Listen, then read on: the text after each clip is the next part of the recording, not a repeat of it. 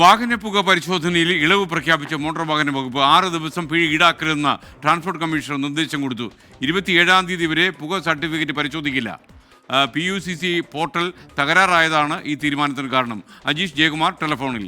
പറയൂ അജീഷ്.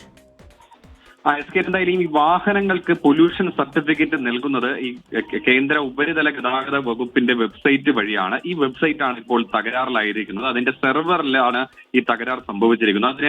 അത് പരിഹരിക്കാൻ കൂടുതൽ സമയം വേണമെന്നാണ് ഇപ്പോൾ ഗതാഗത വകുപ്പ് അറിയിക്കുന്നത്. അതുകൊണ്ട് തന്നെ ഈ അടുത്ത ഒരാഴ്ച ഈ പൊല്യൂഷൻ സർട്ടിഫിക്കറ്റ് എക്സ്പയർ ആവുന്നവർക്ക് പിഴ ഈടാക്കേണ്ടതില്ല എന്നാണ് ട്രാൻസ്പോർട്ട് കമ്മീഷണർ ഉത്തരവായി ഇറക്കിയിരിക്കുന്നത്.